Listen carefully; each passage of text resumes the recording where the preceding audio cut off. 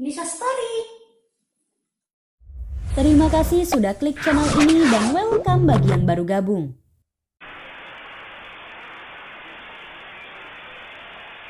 Gempa besar di Turki dan Suriah, banyak korban diyakini masih terkubur reruntuhan pasca gempa di Turki dan Suriah. Pemirsa Provinsi Hatay, Turki Selatan, porak-poranda.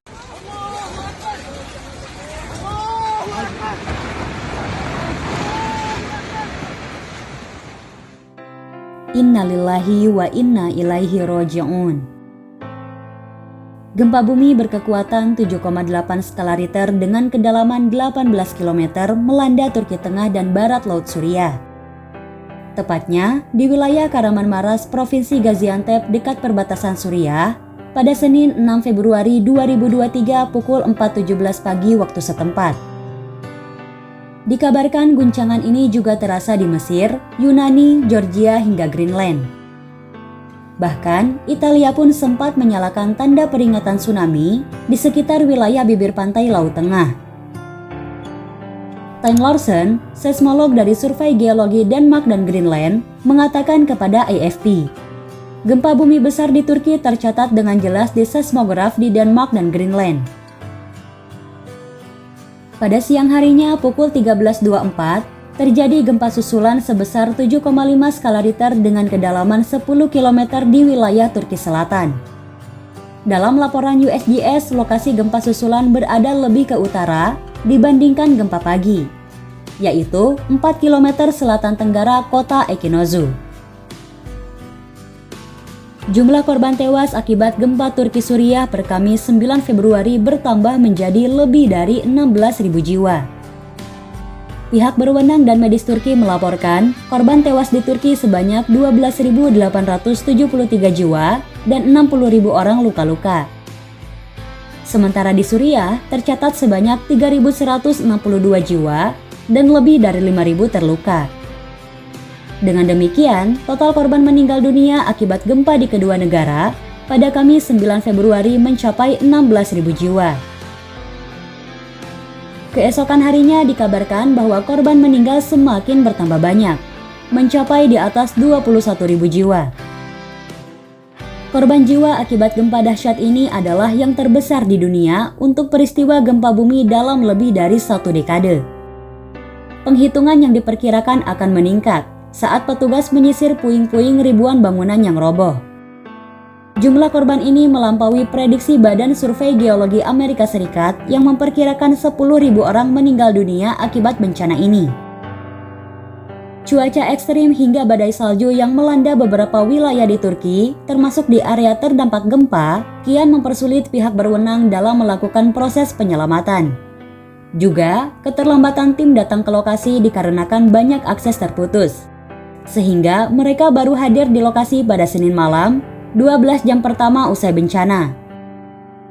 Banyak warga, terutama keluarga korban gempa, frustrasi dan marah akibat keterlambatan ini, sehingga korban jiwa terus bertambah.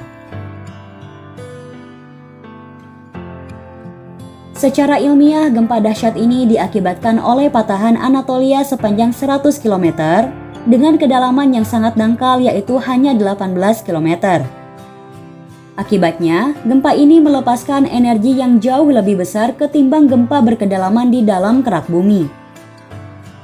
Wilayah Turki dan Suriah berada di zona dengan aktivitas seismik yang berbahaya dan sangat rentan gempa bumi. Kedua negara ini berada di persimpangan 3 lempeng tektonik bumi yang cukup besar. Di antaranya, lempeng tektonik Afrika, Anatolia, dan Arab. Sedangkan penyebab gempa Turki Suriah pada 6 Februari lalu terjadi akibat retakan atau patahan antara lempeng Anatolia dan Arab. Sebagian wilayah Turki berada persis di atas lempeng Anatolia yang memiliki 2 patahan besar, yakni patahan Anatolia Utara dan patahan Anatolia Timur. Lempeng ini bersinggungan ke selatan di lempeng Arab.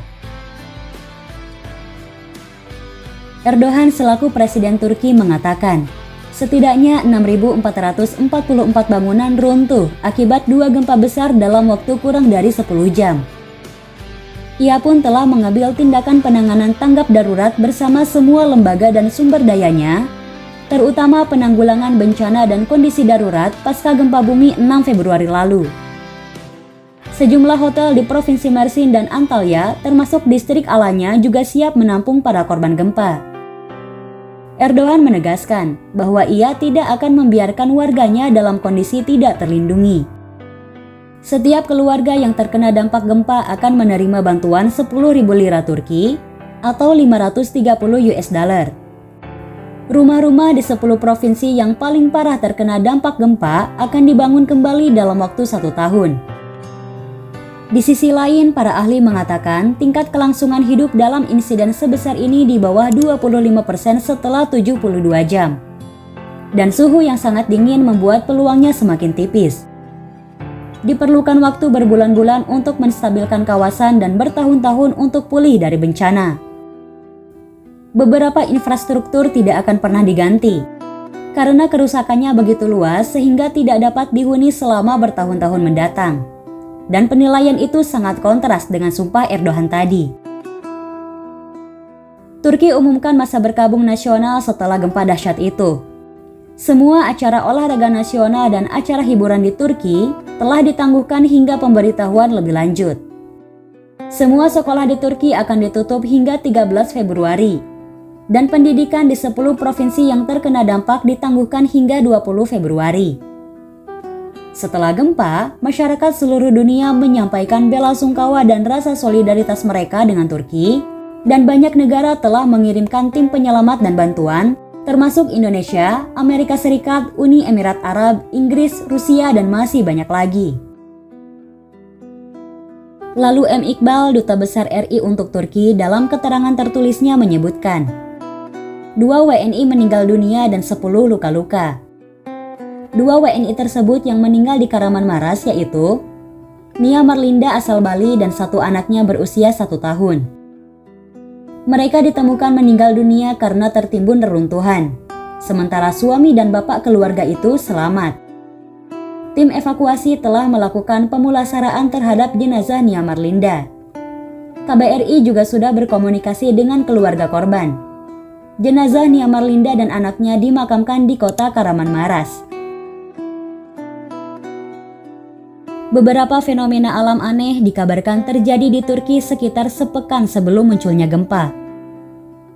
Dilansir dari laman BBC, pada 20 Januari 2023, muncul fenomena awan tak lazim di Bursa, Turki. Awan tersebut mirip UFO yang bergantung di atas awan dengan warna orange mencolok, berbentuk oval dan seperti memiliki lubang di tengahnya. Fenomena itu sempat terekam oleh beberapa warga yang menyaksikannya. Video dan gambar awan yang tampak aneh itu telah menyebar ke seluruh dunia. Warganet mengatakan bahwa awan tersebut terlihat seperti UFO. Namun layanan meteorologi negara Turki menjelaskan bahwa fenomena langka itu hanyalah awan lentikular. Menurut The Guardian, awan lentikular dikenal karena penampilannya yang melengkung seperti piring terbang. Mereka biasanya ditemukan di ketinggian antara 2.000 dan 5.000 meter. Selain itu, sesaat sebelum gempa, aktivitas burung yang sangat mencurigakan terlihat di area epicentrum gempa. Terlihat sekawanan besar burung gagak yang terbang dalam lintasan yang tidak teratur di langit dan juga berkumpul bersama di beberapa pohon di kota.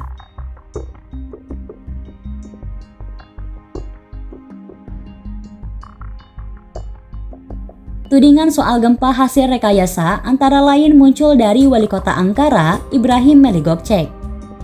Dikutip dari Arab News, Gökçek lewat akun Twitternya menyebut, ini bukan kali pertama bagi Turki menjadi target gempa buatan manusia. Sekarang saya berpikir, ini mungkin gempa hasil rekayasa manusia. Saya tidak mengatakan hal itu pasti demikian, tetapi ada kemungkinan yang sangat besar, tulis Gökçek dalam akun Twitternya. Sejumlah pihak menuding Amerika Serikat dengan teknologi HARP miliknya menjadi dalang gempa tersebut. Tudingan itu antara lain muncul dari para pegiat teori konspirasi. Belakangan, Gökçek ternyata juga mempercayai teori tersebut. Masih dari akun Twitternya, Gökçek membagikan sebuah video YouTube berisi penjelasan soal HARP. Saya bilang harus ada investigasi soal ini. Apakah ada kapal riset seismik yang melintas di dekat epicenter? Jika iya, kapal itu milik negara mana? Tuding Gökçek. Isu HARP dituding jadi biang kerok gempa Turki dan Suriah berawal dari sebuah video viral yang menunjukkan sebuah sambaran kilat yang terjadi sebelum gempa Turki. Narasi dalam video yang sama juga menuding kilat tersebut terjadi karena senjata energi HARP ditembakkan dari kapal militer yang dimiliki oleh Amerika Serikat. Namun, kabar bahwa Amerika Serikat berada di balik gempa di Turki dan Suriah masih belum bisa dipercaya. Baik pernyataan resmi tentang masalah ini atau para ilmuwan belum ada yang menyetujui teori tersebut. Pakar geofisika kini menjelaskan fenomena kilat yang terjadi saat gempa yang dapat mematahkan teori konspirasi tersebut. Kepala BMKG Daryono membantah keterlibatan HARP dan menjelaskan bahwa kilat di Turki sebelum terjadi gempa adalah fenomena earthquake lights atau EQL. Fenomena pencahayaan saat pelepasan energi gempa satu hal yang sangat lazim terjadi di berbagai tempat di muka bumi. Itu aktivitas gelombang elektromagnetik. Terang Daryono di Twitter sembari membantah soal HARP. Terima kasih sudah nonton channel Nisha Lova di segmen Nisha Story. Dukung terus channel ini dengan cara subscribe ya teman-teman agar channelnya semakin berkembang. Bagi teman-teman yang mau menambahkan informasi atau membantu meluruskan jika dirasa ada yang salah, silakan tulis di kolom komentarnya ya. Sampai jumpa di video berikutnya.